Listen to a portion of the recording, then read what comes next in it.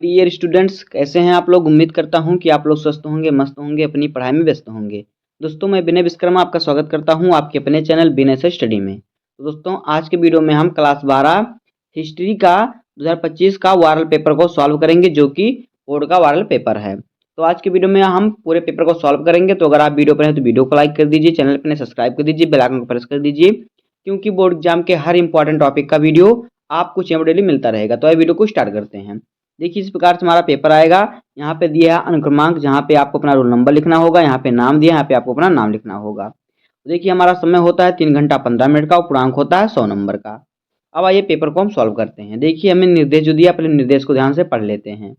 देखिए, हमारा निर्देश क्या दिया हुआ है, यहाँ से लेके यहाँ तक जो हमारा दिया हुआ है, यहाँ पे देखिए, यहाँ से यहाँ तक हमारा जो दिया है निर्देश दिया है। तो पहले हम निर्देश को ध्यान से पढ़ते हैं। तो देखिए, निर्देश नंबर 1 कह रहा है कि प्रारंभ के 15 मिनट परीक्षार्थियों को प्रश्न पत्र पढ़ने के लिए निर्धारित है। यानी शुरुआत का 15 मिनट जो आपको दिया गया है, उसमें आपको प्रश्न पत्र पढ़ना होगा।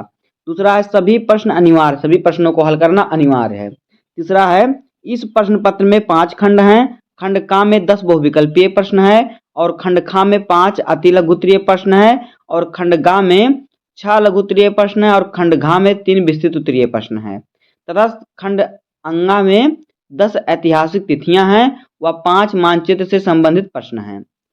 चौथा नंबर निर्देश है कि सभी प्रश्नों के निर्धारित अंक उनके सम्मुख अंकित हैं।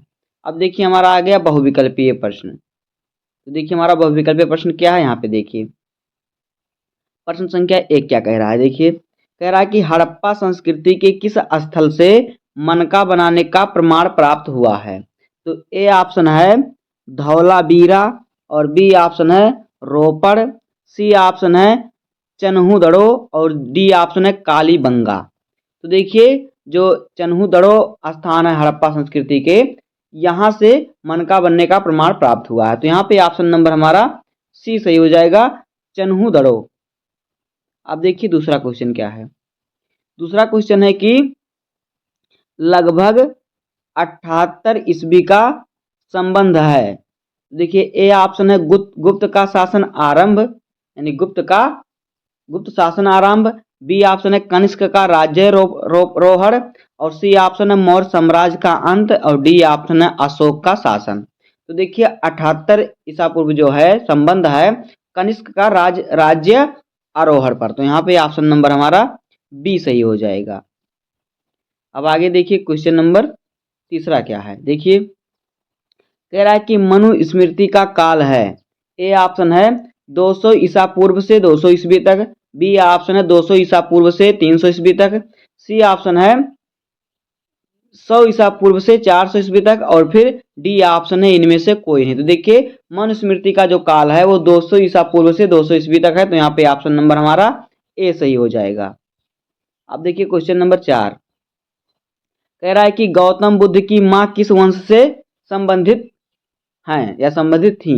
तो ए ऑप्शन है शाक्य वंश, बी ऑप्शन है माया वंश, सी ऑप्शन है लिच्छवी वंश और डी ऑप्शन है कोलीय वंश। तो गौतम बुद्ध की जो माँ थी वो कोलीय वंश से संबंधित थी। तो यहाँ पे ऑप्शन नंबर हमारा डी सही हो जाएगा। अब आगे देखिए, 5 नंबर क्वेश्चन। 5वां क्वेश्चन है कि अमीर खुसरो किस सूफी संत का शिष्य था। तो ए ऑप्शन है शेख निजामुद्दीन औलिया, बी ऑप्शन है शेख सलीम चिश्ती और फिर डी ऑप्शन है शेख मोइनुद्दीन चिश्ती और फिर डी ऑप्शन है बाबा फरीद। तो देखिए, जो अमीर खुसरो थे, ये कह रहा अमीर खुसरो किस सूफी संत के शिष्य था। तो देखिए, ये शेख निजामुद्दीन औलिया के जो शिष्य थे। तो यहाँ पे ऑप्शन नंबर हमारा ए सही हो जाएगा। अगला क्वेश्चन देखिए क्या है, क्वेश्चन नंबर 6वां। देखिए, कह रहा है कि 5वां रिपोर्ट कब ब्रिटिश शासन में पेश की गई। तो ये ऑप्शन है 1811 ईस्वी में, बी ऑप्शन 1812 ईस्वी में, सी ऑप्शन 1813 ईस्वी और डी ऑप्शन 1814 ईस्वी। तो 5वां रिपोर्ट जो था 1813 ईस्वी में पेश किया गया। तो यहाँ पे ऑप्शन नंबर सी सही हो जाएगा। आगे देखिए, अगला क्वेश्चन है 7 नंबर क्वेश्चन की अवध की रियासत को किसने एक गिलास फल यानी कि ए चेरी कहा था। तो देखिए, ए ऑप्शन है लॉर्ड बेलेजली, बी ऑप्शन है लॉर्ड डलहौजी, सी ऑप्शन है हेनरी हार्डिंग और डी ऑप्शन है बहादुर शाह। तो देखिए यहाँ पे जो सही ऑप्शन हो जाएगा option number B, Lord Dalhousie ने कहा था। अब आगे देखिए 8 नंबर क्वेश्चन है कि देखिए 8 नंबर क्वेश्चन कह रहा है कि प्रिंस ऑफ वेल्स की भारत यात्रा कब शुरू हुई। तो ए ऑप्शन है 16 नवंबर 1921, बी ऑप्शन है 17 नवंबर 1921 और सी ऑप्शन है 18 नवंबर 1921 और फिर डी ऑप्शन है 13 नवंबर 1921। तो देखिए जो प्रिंस ऑफ वेल्स की भारत का यात्रा शुरू किया था तो वो हुई थी 16 नवंबर 1921 ईस्वी को। तो यहाँ पे ऑप्शन नंबर ए सही हो जाएगा। अब देखिए 9 नंबर क्वेश्चन क्या है, देखिए कह रहा है कि दी डिस्कवरी ऑफ इंडिया के लेखक थे। तो ए ऑप्शन है पंडित जवाहरलाल नेहरू, बी ऑप्शन है महात्मा गांधी, सी ऑप्शन है मोतीलाल नेहरू, डी ऑप्शन है सरोजिनी नायडू। तो दी डिस्कवरी ऑफ इंडिया के जो लेखक थे वो पंडित जवाहरलाल नेहरू थे। तो यहाँ पे ऑप्शन नंबर हमारा ए सही हो जाएगा। अब देखिए क्वेश्चन नंबर 10 क्या है, देखिए 10 नंबर क्वेश्चन है कि ऐतिहासिक उद्देश्य प्रस्ताव कब पेश किया गया। ए ऑप्शन है 12 दिसंबर 1946 को, बी ऑप्शन है 13 दिसंबर 1946 को, सी ऑप्शन है 14 दिसंबर 1946 को, डी ऑप्शन है 15 दिसंबर 1946 को। तो देखिए ऐतिहासिक उद्देश्य का प्रस्ताव जो पेश किया गया वो 13 दिसंबर 1946 को पेश किया गया था। तो यहाँ पे ऑप्शन नंबर हमारा बी सही हो जाएगा। अब आगे देखिए आ गया हमारा अति लघुत्तरीय प्रश्न। देखिए अति लघुत्तरीय प्रश्न को हम ध्यान से समझते हैं। यहाँ पे देखिए प्रश्न संख्या 11 हमारा क्या है, कह रहा है किन्हीं दो उदारवादी नेताओं के नाम बताइए। तो देखिए उत्तर, गांधी जी के मान राजनीतिक परामर्शदाता गोपाल कृष्ण गोखले तथा मोहम्मद अली जिन्ना दो प्रमुख उदारवादी नेता थे।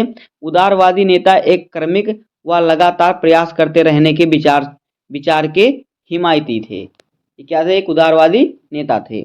अब आगे देखिए अगला क्वेश्चन है कि किन्हीं दो स्थानीय नेताओं के नाम बताइए जिन्होंने 1857 के विद्रोह को मजबूत करने का प्रयास किया। तो देखिए नंबर 1 है शाहमल ने उत्तर प्रदेश में बढ़ौत परगना के गांव वालों को संगठित किया था। दूसरा है गोनू, छोटा नागपुर स्थित सिंहभूम के एक आदिवासी काश्तकार गोनू ने इलाके के कोल। अब देखिए अगला क्वेश्चन नंबर 13 कह रहा है कि गजपति के अर्थ का स्पष्ट कीजिए। तो देखिए गजपति का शाब्दिक अर्थ है हाथियों का स्वामी। 15वीं शताब्दी में उड़ीसा यानी कि जो अब की ओडिशा हो गया है कि एक शक्तिशाली शासक वंश का यही नाम था। विजयनगर की लोक प्रचलित परंपराओं में दक्कन के सुल्तानों को अश्वपति या घोड़ों के स्वामी तथा रायों को नरपति यानी कि लोगों के स्वामी की संज्ञा दी गई है। अब आगे देखिए सभी क्वेश्चन हमारा 2-2 नंबर का है। अगला क्वेश्चन है कि इब्न बतूता के वृत्तांत के दो मुख्य दोष बताइए। तो देखिए नंबर 1, इब्न बतूता ने घटनाओं की क्रमबद्धता पर ध्यान नहीं दिया। दूसरा है उसने अपने वृत्तांतों में तथ्यों के साथ अफवाहों का सम्मिश्रण कर दिया। अब आगे देखिए 15 नंबर क्वेश्चन क्या है, देखिए 15 नंबर क्वेश्चन है कि हड़प्पा कालीन प्रमुख केंद्रों का एक विवरण प्रस्तुत कीजिए। उत्तर देखिए हड़प्पा मोहनजोदड़ो, चन्हूदड़ो, कालीबंगा, कोटदीजी, रंगपुर, रोपड़, लौथल, आलमगीरपुर, बनावली एवं धौलावीरा आदि हड़प्पा कालीन प्रमुख केंद्र थे।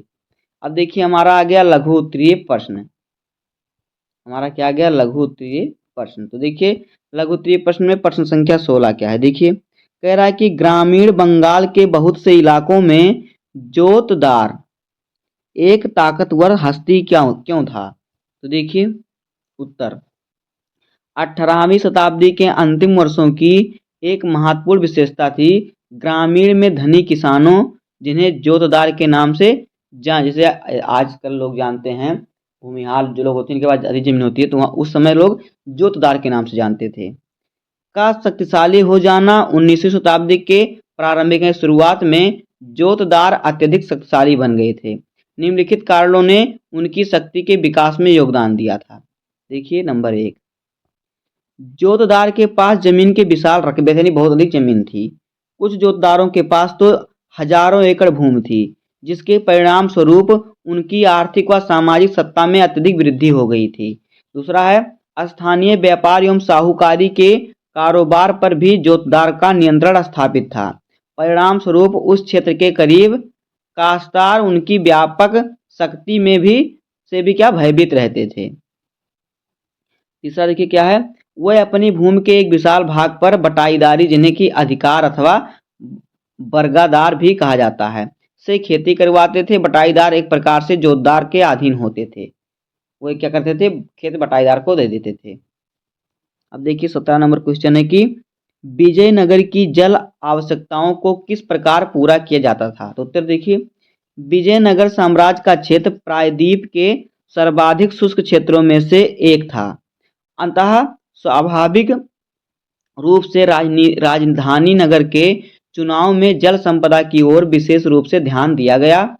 विजयनगर की जल आवश्यकताओं को तुंगभद्रा नदी द्वारा निर्मित एक प्राकृतिक जलकुंड से पूरा किया जाता था।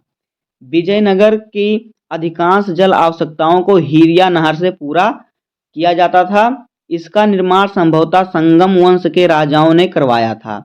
तुंगभद्रा पर बनाए गए बांध से इस नहर में पानी लाया जाता था। इस पानी का प्रयोग धार्मिक केंद्र से शहरी केंद्र को पृथक करने वाली घाटी में सिंचाई संबंधों के कार्यों के लिए उपयोग किया जाता था। अब देखिए अगला क्वेश्चन क्या आ गया। अगला क्वेश्चन है कि भारत छोड़ो आंदोलन के क्या कारण थे। उत्तर देखिए, भारत छोड़ो आंदोलन के प्रमुख कारण निम्नलिखित थे। नंबर 1, पहला कारण यह था कि जापान के आक्रमण का भय बढ़ रहा था। गांधी जी चाहते थे कि भारत को उस आक्रमण से बचाया जाए। यह तभी हो सकता था यदि अंग्रेज लोग भारत छोड़ देते। दूसरा देखिए, दूसरा कारण यह था कि अंग्रेजों की हर जगह हार हो रही थी। उनके हाथों से सिंगापुर, बर्मा यानी कि म्यांमार निकल गया। गांधी जी का यह विचार था कि यदि अंग्रेजों ने हिंदुस्तान को ना छोड़ा तो इस देश के लोगों को भी वही दुर्दशा होगी जो बर्मा और मलाया के लोगों की हुई थी। तीसरा है, आंदोलन को प्रारंभ करने का एक और कारण था कि हिटलर और उसके साथियों का प्रोपेगंडा बढ़ रहा था। प्रोपेगंडा क्या था, बढ़ रहा था और उसका प्रभाव भारतीयों पर भी पड़ रहा था। सुभाष चंद्र बोस स्वयं बर्लिन से हिंदुस्तानियों भाषा में ब्रॉडकास्ट कर रहे थे, ऐसा महसूस किया गया था। अब आगे देखिए क्वेश्चन नंबर 19। देखिए क्या कह रहा है कि रुद्र दमन के प्रस्तर अभिलेख से हमें सुदर्शन झील के विषय में क्या जानकारी मिलती है। तो देखिए, सुदर्शन झील का एक कृत्रिम जलाशय था। जो सुदर्शन झील था मानव द्वारा बनाया गया एक जलाशय था। हमें इसका ज्ञान लगभग दूसरी शताब्दी के संस्कृत के एक पाषाण अभिलेख से हुआ था। इस अभिलेख को एक शासक रुद्रदमन की उपलब्धियों का उल्लेख करने के लिए बनवाया गया था।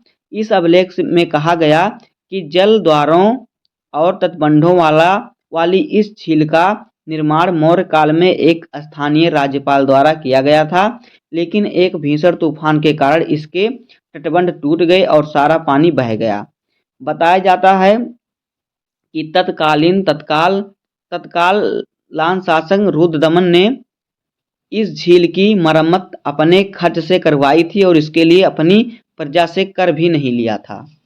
अब आगे देखिए क्वेश्चन नंबर 20 क्या है। देखिए कह रहा है कि भक्ति आंदोलन के कारण का वर्णन कीजिए। तो देखिए उत्तर, भक्ति आंदोलन के प्रमुख कारण निम्नलिखित है। नंबर 1, मुस्लिम शासकों के बर्बर शासन के कुंठित एवं उनके अत्याचारों से भ्रष्ट हिंदू जनता ने ईश्वर की शरण में अपने को अधिकार सुरक्षित महसूस कर भक्ति मार्ग का सहारा लिया।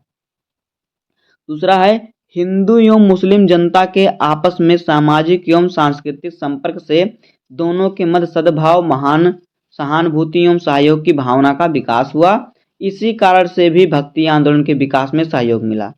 तीसरा है, सूफी संतों की उदार एवं सहिष्णुता की भावना था एकस्वरवाद में उनकी प्रबल निष्ठा ने हिंदुओं को प्रभावित किया, जिस कारण से हिंदू इस्लाम के सिद्धांतों के निकट संपर्क में आए। चौथा कारण है कि हिंदुओं ने सूफियों की तरह एकस्वरवाद में विश्वास करते हुए ऊंच नीच एवं जात पात का विरोध किया। शंकराचार्य का ज्ञान मार्ग और अद्वैतवाद अब साधारण जनता के लिए बोधगम्य नहीं रहा था।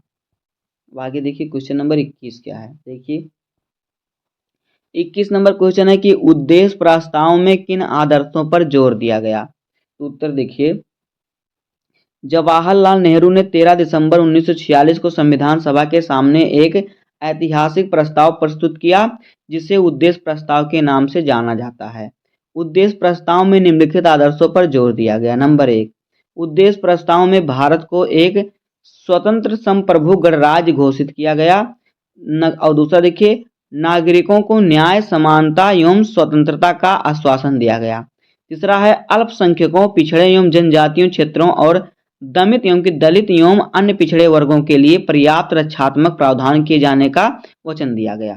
चौथा है, जवाहरलाल नेहरू ने इन उद्देश्यों को रेखांकित करते हुए भारतीय प्रयोग को एक विस्तृत ऐतिहासिक संदर्भ में प्रस्तुत किया। अब देखिए आ गया हमारा विस्तृत उत्तरीय प्रश्न। तो देखिए विस्तृत उत्तरीय प्रश्न आपका हर एक प्रश्न 10-10 नंबर का होगा, तो इसको आपको तैयार करना पड़ेगा। तो देखिए प्रश्न संख्या 22 कह रहा है कि महावीर के जीवन और उनकी शिक्षाओं की चर्चा कीजिए। अथवा करके दिया है कि स्तूप से आप क्या समझते हैं, स्तूपों के प्रकारों एवं इनके विभिन्न अंगों का वर्णन कीजिए।